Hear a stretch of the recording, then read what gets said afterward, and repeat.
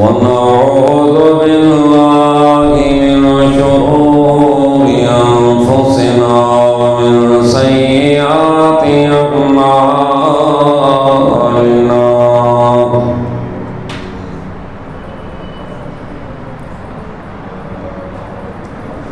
من يهد الله فلا مضل له ومن يضلل فلا هادي له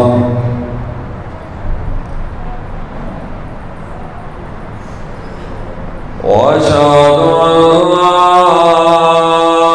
إله إلا الله وحده لا شريك له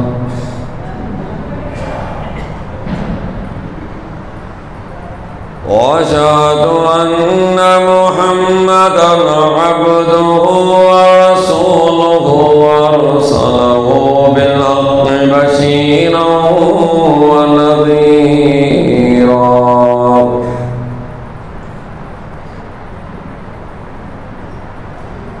من يطع الله ورسوله فقد رشد واهتدى ومن يعص الله ورسوله فقد ضل وغوى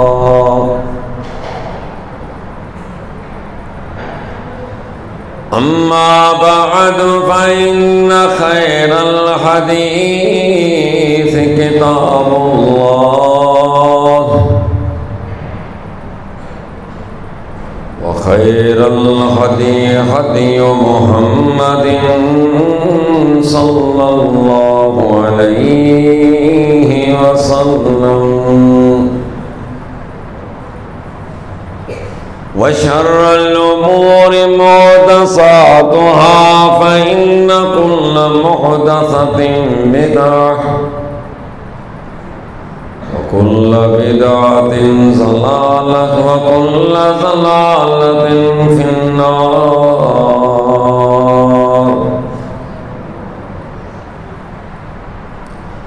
اللهم صل على محمد وعلى آل محمد كما صليت على إبراهيم وعلى آل إبراهيم إنك حميد مجيد اللهم بارك على محمد وعلى آل محمد كما باركت على إبراهيم وعلى آل إبراهيم إنك حميد مجيد فأعوذ بالله السميع العليم من الشيطان الرجيم بسم الله الرحمن الرحيم اتبعوا ما أنزل إليكم من ربكم ولا تتبعوا من دونه أولياء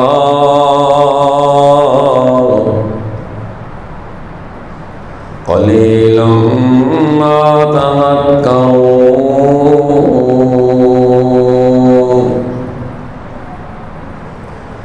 رب اشرح لي صدري ويسر لي أمري واحلل عقدة من لساني يفقهوا قولي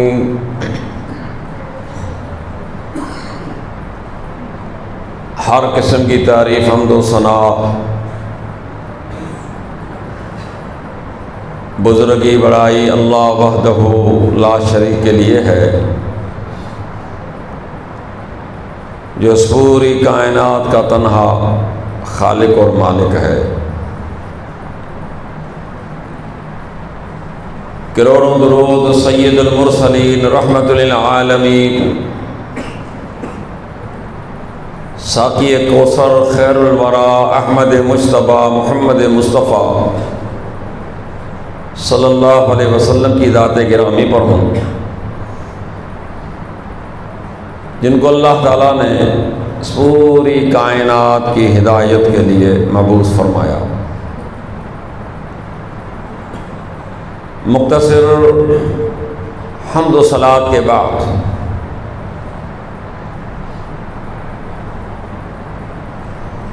معزز سامعین اکرام،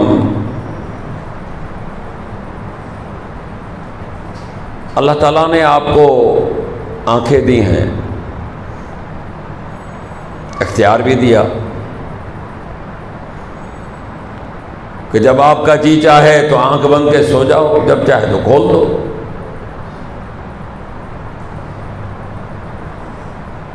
جس چیز کے دیکھنے کے لیے آپ کی آنکھ مطمئن ہے آپ دیکھ لیں، جس کو نہیں دیکھنا آپ نے نہیں دیکھنا، اختیار ہے۔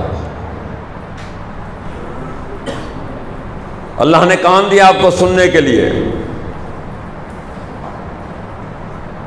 جی چاہے تو کسی کی بات سن لو، نہیں تو کہتے بھائی میں سننے کے لیے تیار نہیں۔ اللہ نے آپ کو چلنے کے لیے پاؤں دے دیے، دل چاہتا ہے تو آپ چل کے جائیں، نہیں جانا چاہتا تو نہیں جائیں، آپ کی مرضی ہے۔ لیکن ایک بات ذہن میں رکھیں، شریعت کے معاملے میں اللہ نے کسی کو اختیار نہیں دیا۔ جس کا نام شریعت ہے، اس شریعت میں خالق کائنات نے اپنے علاوہ کسی کو بھی اختیار نہیں دیا کہ آپ جس طرح چاہیں شریعت لاگو کرے، ایسا نہیں ہے۔ دیکھیں جب اللہ تبارک و تعالیٰ نے جناب آدم علیہ السلام کو زمین میں بھیج رہے ہیں، کیا فرمایا؟ قُلْنَا اهْبِطُوا مِنْهَا جَمِيعًا فَإِمَّا يَأْتِيَنَّكُم مِّنِّي هُدًى فَمَن تَبِعَ هُدَايَ فَلَا خَوْفٌ عَلَيْهِمْ وَلَا هُمْ يَحْزَنُونَ۔ چلے جاؤ زمین میں، آدم آپ بھی جا رہے ہو، آپ کی بیوی بھی جا رہی ہے، شیطان کو تو میں نے بھیج دیا ہے، زمین میں چلے جاؤ۔ اب میری طرف سے تمہارے پاس احکامات آئیں گے۔ کس کی طرف سے؟ میری طرف سے۔ جس بندے نے، تم نے، تمہاری اولاد میں جس بندے یا بندی نے میرے کہنے کے مطابق، میرے احکام کے مطابق اپنی زندگی گزار لی، اس پر عمل کر لیا، کوئی غم نہیں ہوگا، کوئی فکر نہیں اس کو۔ یعنی یہاں پر یہ ثابت ہو رہا ہے کہ خالق کائنات نے پہلے دن سے یہ بات طے کر لی تھی، آدم علیہ السلام سے لے کر جناب محمد رسول اللہ صلی اللہ علیہ وسلم تک، کہ شریعت کے معاملے میں میری طرف سے تمہارے پاس احکامات آئیں گے، اس کے مطابق آپ نے زندگی گزارنی ہے۔ اور یہ اختیار اللہ نے اپنے نبیوں کو بھی نہیں دیا کہ شریعت میں جس طرح چاہے تم کرو۔ مثالیں دوں گا تاکہ آپ کو بات سمجھ میں آ جائے کہ سنت کیا ہے، شریعت کیا ہے، حدیث کیا ہے، بدعت کیا ہے۔ اس کے علاوہ جو لوگ قرآن و سنت کو چھوڑ کر اعمال کرنے تو ان کی حقیقت کیا ہے، ثواب ہے کہ نہیں۔ جناب رسول اکرم صلی اللہ علیہ وسلم گھر پر تشریف فرما ہے، ایک عورت اللہ کے رسول کے پاس آتی ہے، کہتی ہے جناب میرے شوہر نے پوری زندگی جوانی میری ختم کر لی، اور آج اس نے بہت بڑی بات کہہ دی کہ تو میرے لیے اس طرح جیسے میری ماں، یعنی مجھ سے زہار کر لیا۔ اور اس دور میں زہار منع، آج کل کی جو طلاق کہتے وہ زہار کہتے تھے۔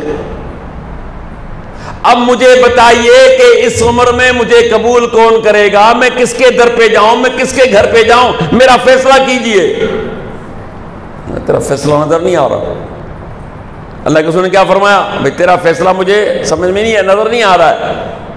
کہتی ہے کہ نہیں نہیں، میں نے تو یہاں سے جانا ہی نہیں ہے،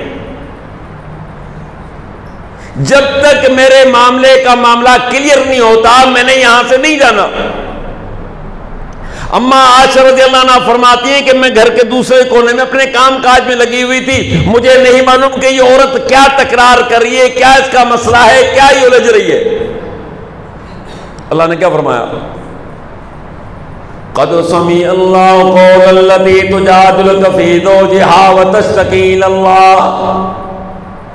او میرے پیغمبر صلی اللہ علیہ وسلم، میں نے سن لی اس عورت کی بات جو آپ سے اپنے شوہر کے بارے میں تکرار کر رہی تھی، اپنے رب کو شکایت کر رہی تھی۔ میں نے اس عورت کا معاملہ سن لیا ہے جو عورت آپ سے تکرار کر رہی تھی۔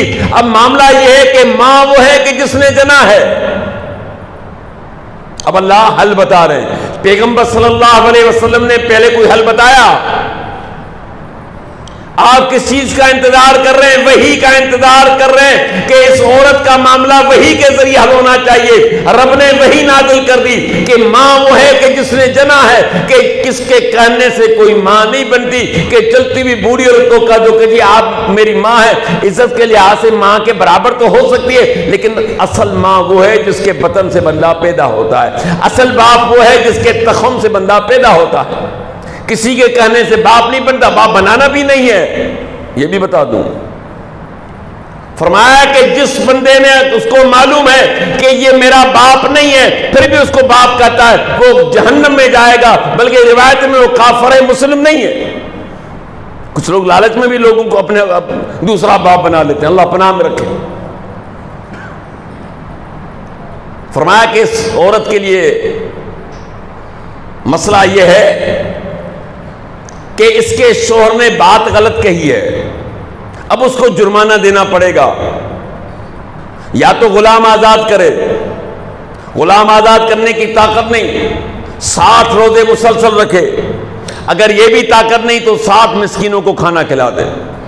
یہ آسان ہے، یہ ہم لوگ چندہ کر کے بھی کھلا دیں گے، جان چھوٹ گئی۔ ہاں بات سمجھ رہے ہو کہ یہاں پر شریعت کے معاملے میں دیکھیے کہ رسول اکرم صلی اللہ علیہ وسلم نے کوئی جواب نہیں دیا، یہاں تک کہ خالق کائنات نے وحی نازل کی، یعنی اللہ کے رسول بھی وحی کے پابند۔ ایک بندہ آتا ہے پیغمبر صلی اللہ علیہ وسلم کے پاس، جی اگر کوئی بندہ اپنی بیوی کے پاس کسی غیر کو دیکھ لے اور اس کو قتل کر دے یا عورت کو قتل کر دے، کیا آپ قصاص میں اسے قتل کر دو گے؟ یا اس کا مسئلے کا حل بتائیے۔ پہلے تو آپ ناراض ہو، کیسے سوالات کر رہے ہو؟ یہ سوالات اچھے نہیں ہیں۔ جس بندے نے بھیجا تھا اس بندے نے کہا میں کیا ہوا؟ بولا ہونا کیا ہے؟ آپ نے مجھے یہ سوال دیا، پیغمبر صاحب بڑے ناراض ہوئے۔ اس نے کہا کہ میں تو اس میں ملوث ہوں، میں نے تو یہ پوچھ کر آنا ہے۔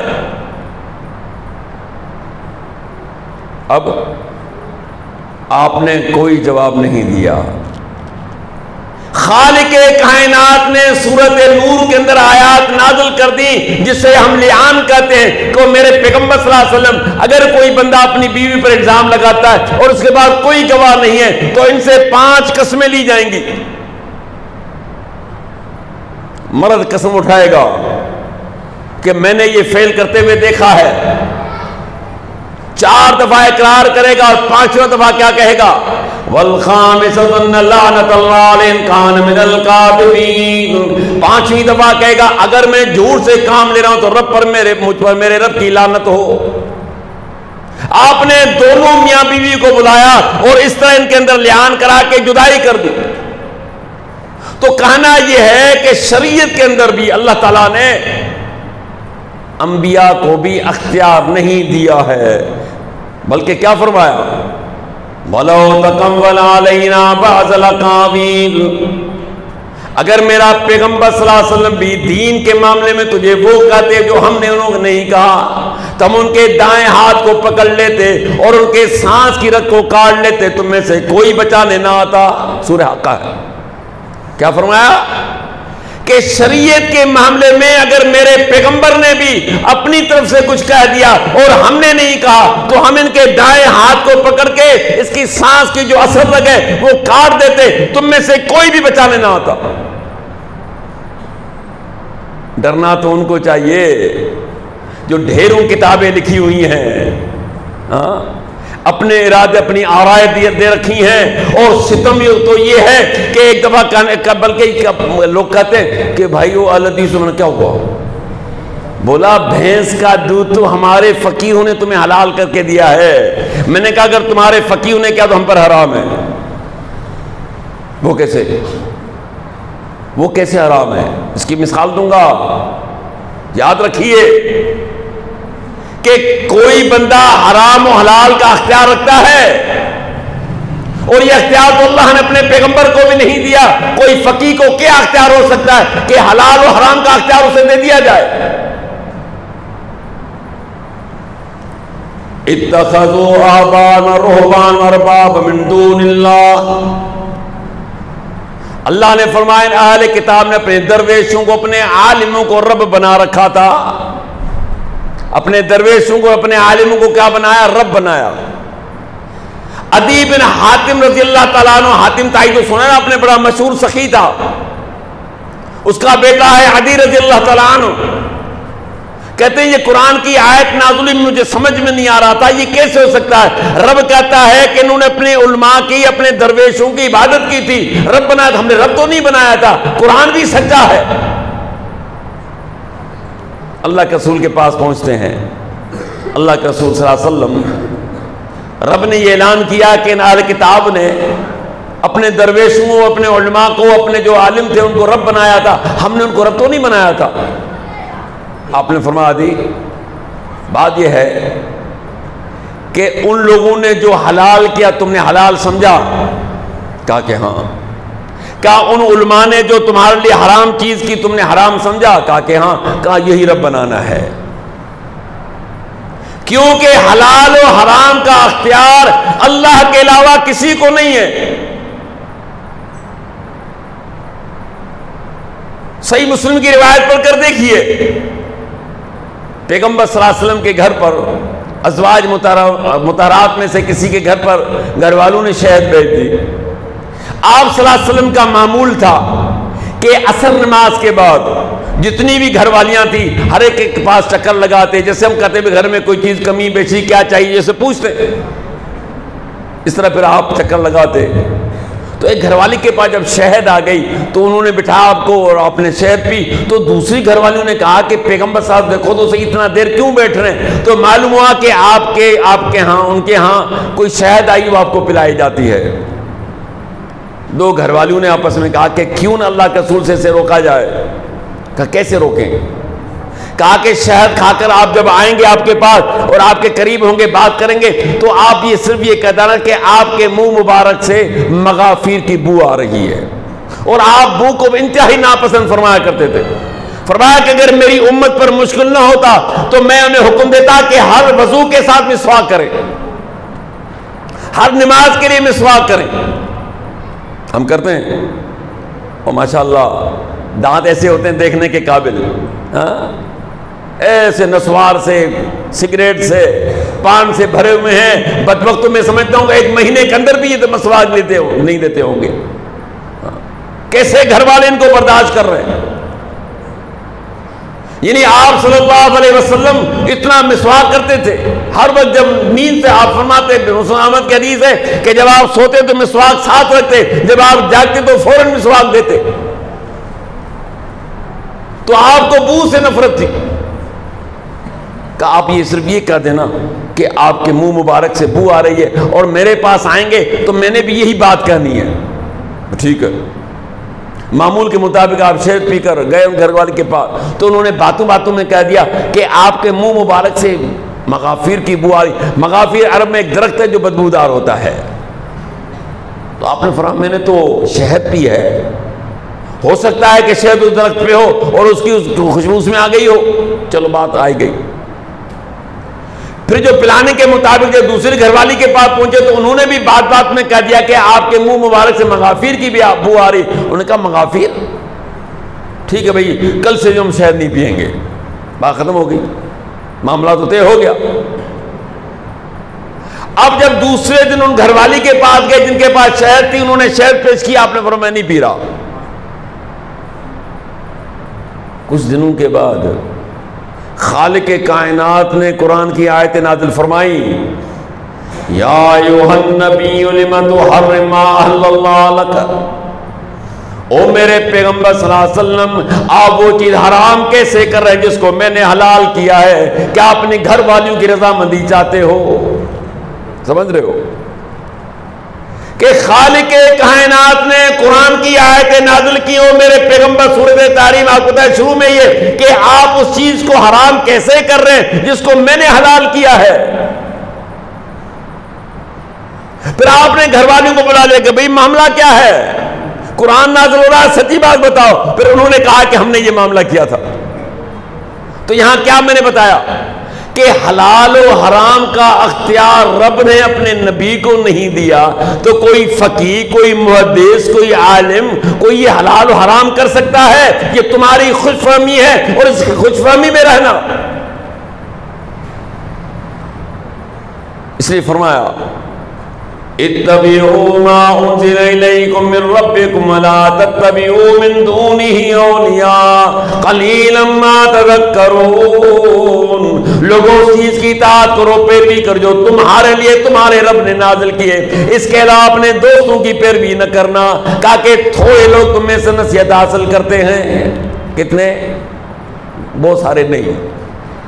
کہا کہ قرآن و سنت پر عمل کرنے والے، میری بات پر چلنے والے، قرآن کو ماننے والے، اس پر عمل کرنے والے، قلیلا ما تذکرون۔ ہر دور کے اندر آپ دیکھیے قلیلا ما یؤمنون فاکثرهم الظالمون فاکثرهم الفاسقون فاکثرهم الکافرون۔ قرآن گواہ ہے کہ اکثریت تو فاسقوں کی ہوتی ہے، اکثریت تو کافروں کی ہے، اکثریت جو ہے جاہلوں کی ہے۔ کہا کہ میری بات پر چلنے والے، ایمان پر چلنے والے، میرے پیغمبر کی بات پر چلنے، فقلیلا ما یؤمنون۔ کہا ایماندار تو آپ کو ہر دور میں چند ملیں گے، اکثریت نہیں ہوگی۔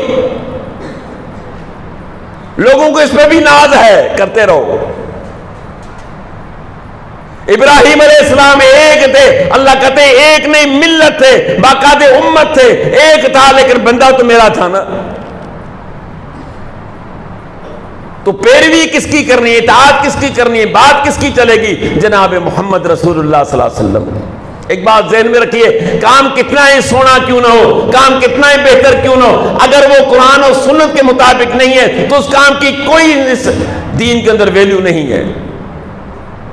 مثالیں دوں گا آپ کو کہ کام اچھا کیوں نہ ہو، دل کو لبھانے والا کیوں نہ ہو، دل کو مطمئن کرنے والا کیوں نہ ہو۔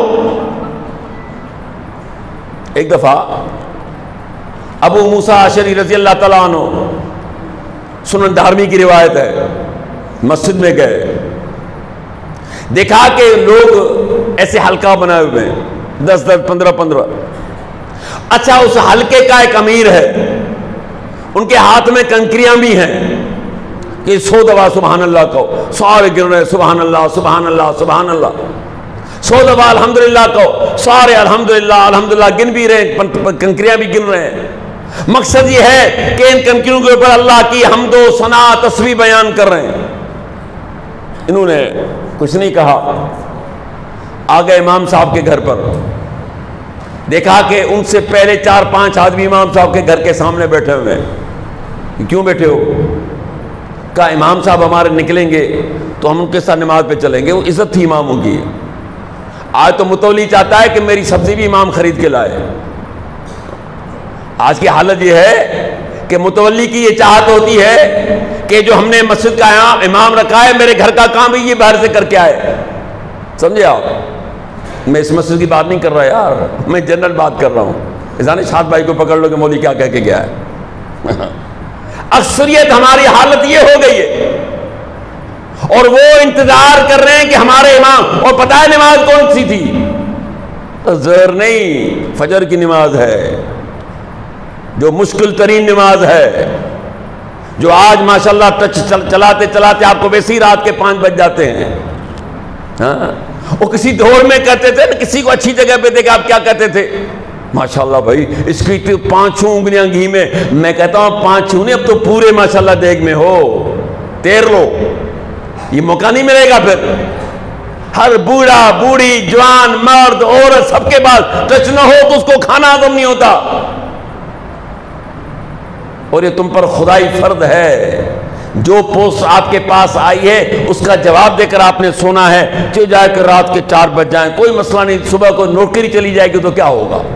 ہاں نوکری جائے گی نا، اور کیا ہوگا؟ دکان خراب ہوگا اور کیا ہوگا؟ کاروبار آپ کا خراب ہو تو کیا ہوگا؟ آپ مزے تو لے رہے ہو نا یار، کم از کم یہ بھی تو دیکھا کرو نا، ماشاءاللہ شرم نہیں آتی، باقی سب کچھ ہے۔ انسان کے اندر حیا ہو تو کچھ کہا جائے، جب حیا نکل جائے، اللہ کے رسول نے فرمایا جب بندے سے حیا نکل جائے فَصْنَعْ مَا شِئْتَ، جو تمہارا جی چاہے کرتے ہو، آگے دیکھو تمہارا ساتھ ہوتا کیا ہے۔ ابھی تو ٹیلر ہے، 10 بچوں کی مائیں بھی چھوڑ کر گھر گئی ہیں، اب تو دیکھو آگے کیا ہوتا ہے جی۔ جو کام چلایا ہے یہ کوئی اچھا، کہتے ہیں جی اس میں برائی کیا ہے؟ میں نے کہا برائی کی ہے، میں کہتا ہوں کہ اس کے اندر معاملات کیا چل رہے ہیں۔ بات چلی کہ کام اچھا کتنا کیوں نہ ہو، جب تک وہ سنت کے مطابق نہیں ہے وہ کام اچھا نہیں ہو سکتا۔ تو ابو موسیٰ اشعری رضی اللہ تعالیٰ عنہ انتظار کرتے رہے جب امام صاحب نکلے۔ پتہ ہے کون تھے امام؟ عبداللہ بن مسعود رضی اللہ تعالیٰ عنہ۔ فرمایا اگر قرآن سیکھنا ہو تو جا کے عبداللہ بن مسعود سے سیکھو، سمجھے آپ؟ مفسر قرآن ہیں۔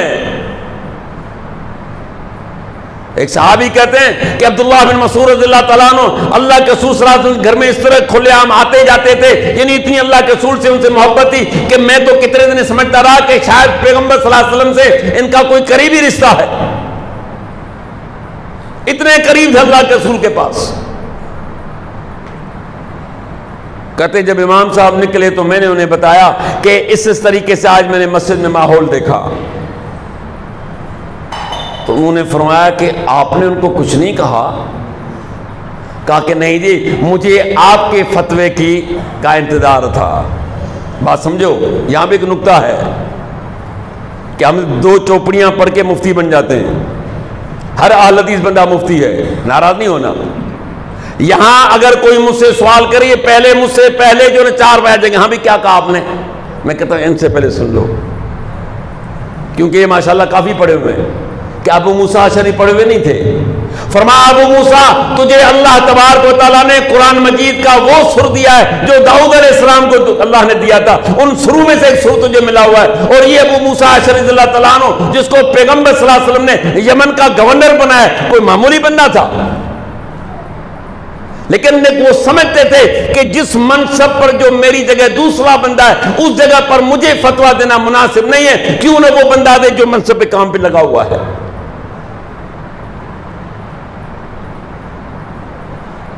کہ مجھے آپ کا انتظار تھا۔ کہ ہم باتیں کرتے کرتے مسجد میں پہنچ گئے، ایک ہلکے والے کے اوپر پہنچ کر عبداللہ بن مسعود رضی اللہ تعالیٰ نے سوال کیا کیا کر رہے ہو؟ کہا ہے صحابی رسول ہم اللہ کی حمد و ثنا تسبیح بیان کر رہے ہیں۔ انہوں نے کہا کہ تم اپنے لیے برائیاں شمار کرو۔ پریشان ہو گئے، برائیاں؟ ہمارا ارادہ تو نیکیوں کا ہے۔ فرمایا کہ کتنے لوگ نیکی کا ارادہ کریں گے لیکن نیکی کو پہنچ نہیں پائیں گے۔ تمہارا ارادہ نیکی کا ہے لیکن جو نیکی کا طریقہ تم نے اختیار کیا ہے یہ میرے پیغمبر صلی اللہ علیہ وسلم نے ہمیں یہ نہیں سکھایا۔ فرق یہ ہے حدیث کا، بس بات کو سمجھو ہماری۔ ہم کہتے ہیں کہ آپ جو بھی عبادت کرتے ہو، جو بھی کرتے ہو، اس کو آپ جا کے پیش کیجئے قرآن کے ساتھ، اگر مل رہا ہے تو ہماری آنکھوں پر، پھر پیش کیجئے حدیث میں، اگر مل رہا ہے تو ٹھیک ہے، اگر قرآن و حدیث سے یہ چیز نہیں مل رہی تو کتنا ہی اچھا کیوں کام نہ ہو۔ تو عبداللہ بن مسعود کیا فرماتے ہیں کہ مجھے یقین نہیں تھا کہ تم اتنا جلدی گمراہ ہو جاؤ گے۔ انہیں گمراہ کہہ رہے ہیں، حالانکہ بیان تو ہم تو سنا کر رہے تھے، لیکن کیوں گمراہ کہا؟ کہ جو طریقہ اختیار کیا تھا، کہا اس طریقے سے پیغمبر صلی اللہ علیہ وسلم نے ہمیں نہیں سکھایا، مجھے یقین نہیں ہے کہ تم اتنا جلدی گمراہ ہو جاؤ گے۔ جن برتنوں میں پیغمبر نے کھایا وہ ابھی تک ٹوٹے نہیں ہیں، اور پیغمبر کے کتنے صحابہ موجود ہیں۔ قل هل ننبئكم بالاخسرین اعمالا الذین ضل سعیهم فی الحیاۃ الدنیا وهم یحسبون انہم یحسنون صنعا، کہہ دو کیا میں بتا دوں کہ عمل کے ہوتے ہوئے نقصان میں کون گئے؟ اور جنہوں نے جو بھی دنیا میں محنت اور کاوش کی وہ ساری کی ساری رائگان چلی گئی، وہ یہ سمجھتے رہے کہ ہم اچھا کام کر رہے ہیں۔ وہ کیا سمجھ رہے اپنے من میں کہ ہم تو بہت اچھا کام کر رہے ہیں۔ آج بھی میری آپ سے گارنٹی ہے، جائیے کسی شرابی کے پاس، اس کو کسی کونے میں لے جاؤ، اس کو سمجھاؤ کہ یار یہ شراب پینا اچھا تو نہیں ہے، آپ کیوں اپنی زندگی تباہ کر رہے ہو؟ تو آپ پتہ آپ کو کیا کہے گا؟ یار دعا کرو میں چھوڑ دوں۔ جائیے کسی چور کے پاس، اس کو سمجھائیے کہ یار چوری اچھی تو نہیں ہے، آپ سے کیا کہے گا؟ دعا کرو۔ جائیے آج بدعتی کے پاس، بھائی یہ بدعت ہے، اس میں حرج کیا ہے، اس میں خرابی کیا ہے؟ اڑ جائے گا۔ اور سفیان ثوری رحمۃ اللہ فرمایا کرتے تھے کہ شیطان جتنا بدعت میں خوش ہوتا ہے اتنا گناہ میں نہیں، اسے پتا ہے کہ گناہ گار کسی وقت بھی توبہ کر لے گا، امکان ہے، لیکن یہ بدعتی توبہ کے لیے بہت کم سوچتا ہوگا، وہ کہتا ہم اچھا تو کر رہے ہیں۔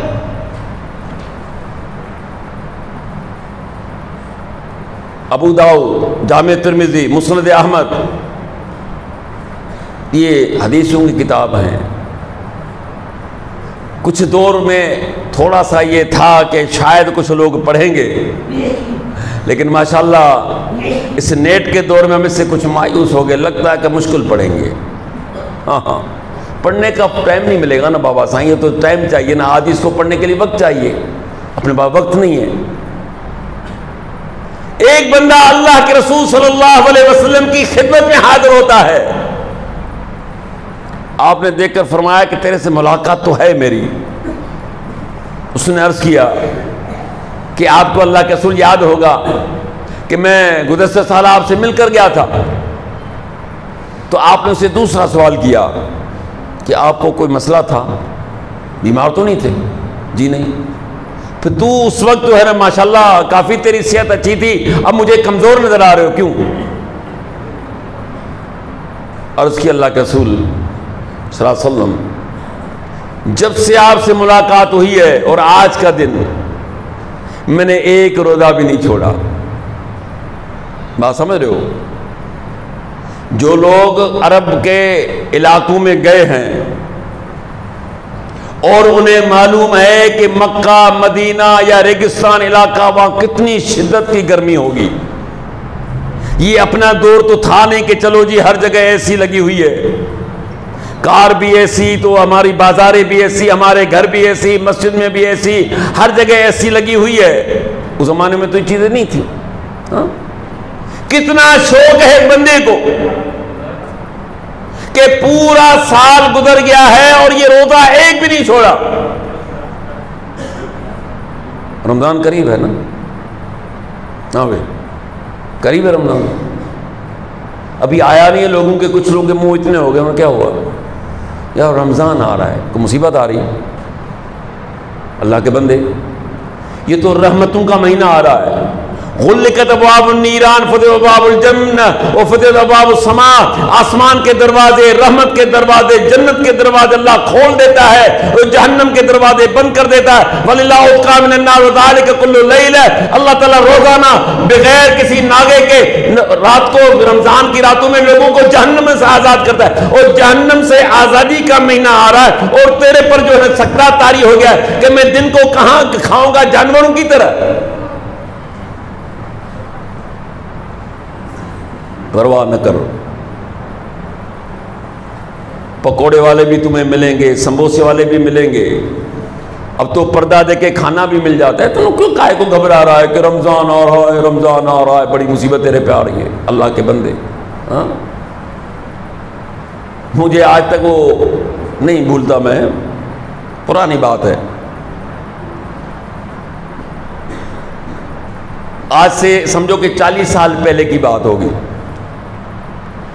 آج سے 40 سال کچھ تکریم تھی، بھائی رمضان ہے، دکانیں مکانیں ساری جو کھانے پینے کی بند ہوتی تھی، اور یہ پولیس بھی گشت کرتی تھی، کوئی کھا تو پی نہیں رہا ہے۔ میں اس وقت 16-17 سال کا تھا، تو ایک بندے کو پکڑ لیا، وہ پتہ نہیں پان کھا رہا تھا، کوئی کھا رہا تھا، اس کو کہا کہ بدبخت رمضان میں کھاتا ہے.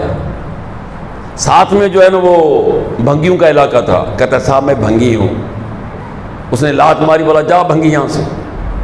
تو بعد میں اس کو چڑھاتا تھا، پولیس والے کو کہا کہ بدبخت تو نے اپنے آپ کو بھنگی کر دیا. کہتا جا رہے تیرا کیا جائے.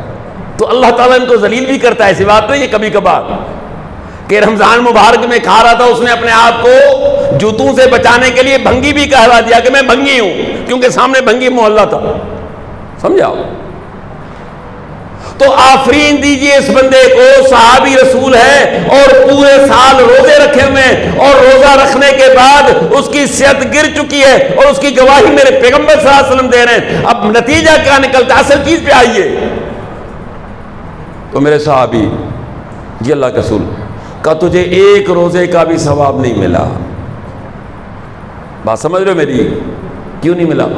اس لیے کہ میں نے تجھے تو نہیں کہا تھا روزے. کس نے تمہیں کہا کہ یہ 12 مہینے روزے رکھو؟ معلوم کیا ہوا کہ اچھا کام کتنا ہی اچھا کیوں نہ لگے آپ کو، جب تک وہ قرآن و سنت کے مطابق نہیں ہے اس کام کی کوئی حیثیت نہیں. صحیح بخاری کی مشہور روایت ہے کہ نبی اکرم صلی اللہ علیہ وسلم کے گھر پر 3 صحابی آتے ہیں. اللہ کے رسول صلی اللہ علیہ وسلم گھر پر موجود نہیں. امہات المومنین، مومنوں کی مائیں، پیغمبر صلی اللہ علیہ وسلم کے گھر والے موجود ہیں. کہتے ہیں اماں فردی عبادات کے متعلق تو ہم جانتے ہیں، البتہ نبی اکرم صلی اللہ علیہ وسلم کی نفلی عبادات کے بارے میں ہمیں معلوم نہیں، کچھ ہمیں بتائیے. گھر والوں نے بتایا کہ پیغمبر صلی اللہ علیہ وسلم رات کے وقت عبادت بھی کرتے ہیں اور آرام بھی فرماتے ہیں. رمضان کے علاوہ نفلی روزے آپ جب رکھنے پہ آتے ہم سمجھتے ہیں آپ رکھتے رہیں گے، جب چھوڑنے پہ آتے ہم سمجھتے ہیں چھوڑ دیں گے. یہ نہیں کبھی رکھتے ہیں کبھی نہیں رکھتے، رمضان کے سوا کی بات ہے یہ. اور آپ نے نکاح کیے ہوئے ہیں، شادیاں کی ہوئی ہیں، آپ کی گھر والیاں ہیں، ان کی ضرورت زندگی پوری فرماتے ہیں. یہ باتیں سننے کے بعد کانہم تقالوا، صحیح بخاری کی روایت ہے، گویا کہ ان کاموں کو انہوں نے کم سمجھا. کس حوالے سے؟ کہ اللہ کے رسول کا شان تو اعلیٰ ہے، اور اعلیٰ ہے، یہ ہمارا عقیدہ ہے کہ سب سے پہلے جنت کا دروازہ اگر کھولیں گے تو محمد رسول اللہ صلی اللہ علیہ وسلم. کہتے ہیں جی وہ لکڑہارا اس کی بیوی کھولے گی، تم جانو تمہارے لکڑہارے جانے پتہ نہیں کہاں سے تم نے جمع کرے، تمہارا ہمارا کوئی سے واسطہ نہیں. ہم یہ جانتے ہیں کہ اللہ کے رسول نے کیا فرمایا کہ سب سے پہلے جنت کا دروازہ کھٹکھٹاؤں گا، آواز آئے گی کون؟ کہ محمد صلی اللہ علیہ وسلم. کہا کہ مجھے یہی حکم دیا گیا ہے کہ محمد صلی اللہ علیہ وسلم آئیں گے سب سے پہلے، وہ جنت کا دروازہ کھلوائیں گے. اس سے بڑھ کر شان کیا ہو سکتا ہے؟ کہنے لگے تینوں صحابی کہ یار ہمیں ان سے زیادہ کرنا چاہیے. کیا زیادہ کرو گے؟ ایک ان میں سے وعدہ کرتا کہ ساری رات عبادت کروں گا، جاگتا رہوں گا. ساری رات عبادت، یہ راتوں کی عبادت کوئی معمولی بات ہے. تتجافى جنوبهم عن المضاجع يدعون ربهم خوفا وطمعا مما رزقناهم ينفقون. کہا کہ ان کے پہلو بستروں سے الگ ہوتے ہیں. ہوتے تو ہمارے بھی الگ ہیں یار، سوتے ہم بھی تو نہیں. کیا خیال ہے؟ رات کو 2 بجے یاد آ رہے ہاں وہ گٹکا میں بھول گیا تھا. گٹکا اس پٹی میں زیادہ چلتا ہے. یہ جو ہماری پٹی ہے، بیلٹ ہے، یہاں گٹکا اور پان ماشاءاللہ خوب چلتا ہے. میں کہتا ہوں کھانا پتہ نہیں کھاتے یا نہیں کھاتے، لیکن گٹکوں سے ان کے جیب بھر رہے رہتے ہیں، خوب کھاتے ہیں. تو رات کو 1 بجے بھی اس کو گٹکے کی فکر ہوتی ہے، جاگ رہا ہے. لیکن اللہ کے فرماتے ہیں کہ میرا بندہ جو ہوگا وَالَّذِينَ يَبِيتُونَ لِرَبِّهِمْ سُجَّدًا وَقِيَامًا، کہا کہ جن کی راتیں گزرتی ہیں کبھی سجدے کی حالت میں کبھی قیام کی حالت میں، ہماری تو حالت یہ ہے کہ 17 رکعتیں اللہ نے دن رات کے اندر مقرر کی ہے، وہ بھی ادا کرنے سے ہم قاصر ہیں۔ کتنی رکعتیں؟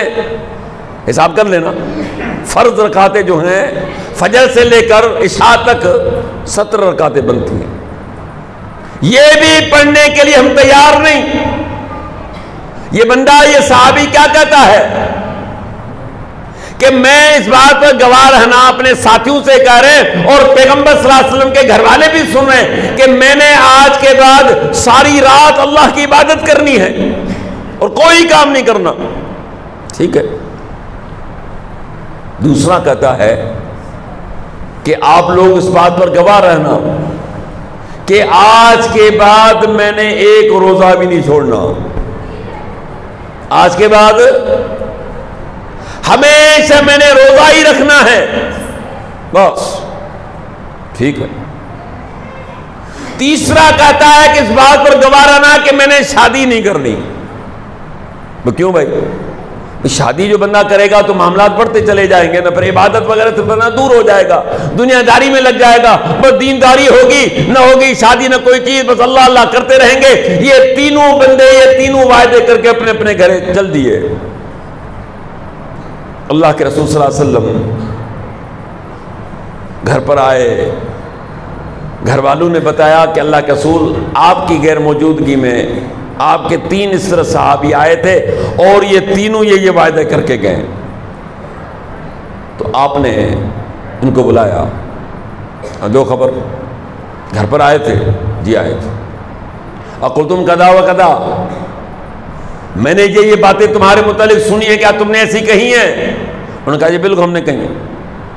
فرمایا قسم ہے اس رب کی جس کے ہاتھ میں میری جان ہے کہ جتنا اللہ کا خوف مجھے ہے کائنات میں کسی اور کو نہیں ہو سکتا۔ کیا پیغمبر صلی اللہ علیہ وسلم سے بڑھ کر کوئی متقی پرہیزگار ہو سکتا ہے؟ نہیں ہو سکتا۔ آپ نے فرمایا جو میں دیکھتا ہوں اگر تم بھی دیکھنا شروع کرو تم گھر والوں کو چھوڑ کر جنگل میں چلے جاتے، سمجھے آپ؟ لیکن اے میرے صحابی، اللہ کے اتنے خوف کے ہوتے ہوئے بھی رات کو میں آرام بھی کرتا ہوں، عبادت بھی کرتا ہوں، رات کو نیند بھی کرتا ہوں،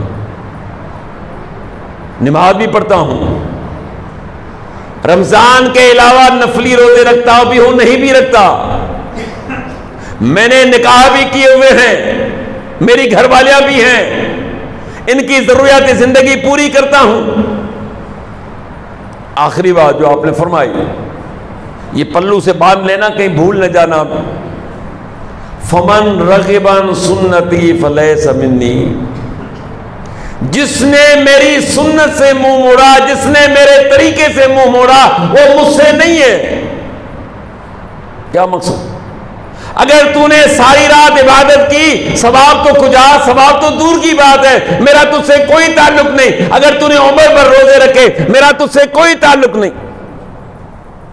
اگر تم نے نکاح اس لیے نہیں کیا کہ اس کے اندر دینداری ہے، تو میرا تجھ سے کوئی تعلق نہیں۔ تو معلوم کیا ہوا کہ شریعت کے اندر، دین کے اندر کام کتنا ہی اچھا کیوں نہ، جب تک وہ قرآن و سنت کے ساتھ نہیں ہے تو اس کام کی کوئی عزت نہیں، کوئی ویلیو نہیں ہے، کوئی اللہ کیا اس کی قدر نہیں ہوگی، بلکہ یہ بدعات میں شمار ہوگی۔ سمجھے آپ؟ بدعات کو کوئی سینگ نہیں ہوتے، بدعات کو کہ دور سے آ رہے کہ جیسے بیل آ رہا ہے کہ لوگ پہچانے کہ بھئی بدعت آ رہی دور ہو جاؤ، نہیں۔ بدعت ہے کیا؟ ہر وہ کام جو نہ قرآن کے اندر موجود ہو نہ حدیث میں ہو اور اس کو آپ اچھا سمجھ کے کریں، اس کا نام بدعت ہے۔ دین میں نئی بات داخل کرنا جس کا تعلق نہ قرآن سے ہے، جس کا تعلق نہ حدیث سے ہے، اپنے من سے، اپنے دل کے ارادوں سے یہ کام کرے۔ آج کتنے کام ہیں، پیدا ہونے سے لے کر مرنے تک دیکھیے، بندہ پیدا ہوا اور بندہ پھر مر گیا، پیدائش سے لے کر مرنے تک مجھے بتائیے کتنی بدعات ہیں، کتنی چیزیں وہ کی جاتی ہیں جس کا کوئی تعلق قرآن حدیث سے نہیں۔ کیوں؟ لوگ سمجھتے ہیں کہ اس میں ہمیں نیکی ملے گی، اس میں ہمیں ثواب ملے گا، حالانکہ کوئی نیکی نہیں ہے، کوئی ثواب نہیں ہے جب تک وہ قرآن و حدیث کے مطابق نہیں۔ آج دیکھیے، نیا کاروبار کھول لیا، نیا کام، نیا کاروبار کھولا، کیا کہتے ہیں؟ یار وہ دکان نہیں کھول رہے ہیں، پھر کیا کرنا ہے؟ کہ مولوی صاحب کو بلانا ہے۔ اچھا، مولوی صاحب آ گیا، اکیلے نہیں، اس کے ساتھ 30 بچے بھی ہوں گے، اس کے ساتھ 30 بچے بھی ہوں گے جو قرآن کی تلاوت کریں گے، اور مولوی صاحب دعا مانگیں گے۔ اب ایمانداری سے بتاؤ کہ کہاں یہ لکھا ہوا ہے؟ کہیں قرآن حدیث کی روشنی میں بتائیے کہ اللہ کے رسول صلی اللہ علیہ وسلم کے دور میں کیا یہ چیزیں ہوتی تھیں؟ ایک حجام جو ہے، جو لوگوں کی داڑیاں صاف کرے گا، وہ بھی جب نیا دکان کھولتا ہے تو مولوی صاحب بچوں کے ساتھ پہنچ گئے، اور اس نے جھوم جھوم کے جو ہے نا، رو کے حال فی الحال جو اس کو بتانا کہ میں تو بڑا مخلص ہوں، کیونکہ تو مٹھائی بھی کھلا رہا ہے، تو پھر آخر میں جاتے کچھ جیب میں بھی ڈال دے گا، کہتا ہے یا اللہ اس بندے کے کاروبار میں برکت دینا۔ اس کو پتا ہے کہ یہ بدبخت آدمی صبح سویرے جو ہے ارلی مارننگ پیغمبر کی سنت کو، لوگوں کی داڑیاں صاف کرے گا، یہ ملا جی وہاں جا کے دعا کرتا ہے۔ کیوں؟ ہے کہ قرآن میں ثابت، کسی حدیث سے ثابت ہے؟ ایک ڈاکٹر کلینک کھولتا ہے، اور کلینک افتتاح کیسے کرتا ہے؟ کہتا ہے مولوی صاحب کو بلاؤ۔ مولوی صاحب پہنچ گئے، 30 بچوں کے ساتھ پہنچ گئے، دعا کرتا ہے یا اللہ اس ڈاکٹر کے کاروبار میں برکت دے۔ برکت کیسے ہوگی بھائی؟ دعوے جی کے بیمار ہو گئے پھر برکت ہوگی نا؟ ہاں، ایسے برکت نہیں ہوگی۔ بڑی ڈاکٹر نے جو کلینک کھولی ہے، بندے آئیں گے، بیمار آئیں گے تو برکت ہوگی نا۔ اور مولوی صاحب دعا مانگ رہا ہے کلینک میں کہ اللہ اس کے کاروبار میں برکت دے دے، اس کا مطلب لوگ بیمار ہوں پھر اس کے کاروبار میں برکت ہو۔ کیا قرآن اس کے لیے نازل ہوا تھا؟ لو انزلنا هذا القرآن على جبل لرأيته خاشعا متصدعا من خشية الله وَتِلْكَ الْأَمْثَالُ نَضْرِبُهَا لِلنَّاسِ لَعَلَّهُمْ يَتَفَكَّرُونَ۔ اور لوگوں کے اس قرآن کو میں کسی پہاڑ پر نازل کرتا، وہ بھی ریدہ ہو جاتا۔ تمہیں تو کچھ نہیں ہو رہا ہے، تم تو ٹس سے مس نہیں ہو رہے۔ نیا گھر بنایا، اور بھی مولوی صاحب چلو آ جاؤ۔ ایک بچے نے کہا استاد جی میں تو پڑھا ہوا نہیں ہوں۔ کہا تو خالی انگلی چلاتے رہنا، اسے کیا پتا تو پڑھا ہے کہ نہیں پڑھا، ہم نے بھی جو ہے نا پورے کرنے خالی۔ ہاں تو ٹھیک ہے، جیسے تمہاری نیتیں تمہارے ایسے ثواب ہوں گے۔ تو میرے بھائی لائٹ نے بھی جواب دے دیا ہے، تو میرا خیال یہ ہے کہ اس میں اکتفا کیا جاتا ہے کہ سنت، اللہ کے رسول صلی اللہ علیہ وسلم کی بات کو، آپ کے عمل کو، آپ کے فعل کو اس کے مطابق عمل کیا جائے تو انشاءاللہ قابل قبول ہے۔ اگر سنت سے ہٹ کر اپنی من اور اپنی مرضی سے جو بھی کام کیے جائیں، اس کی اللہ کے ہاں کوئی عزت نہیں ہے۔ اللہ مجھے اور آپ کو، ہم سب کو صحیح معنی میں قرآن و سنت پر عمل کرنے کی توفیق عطا فرمائے۔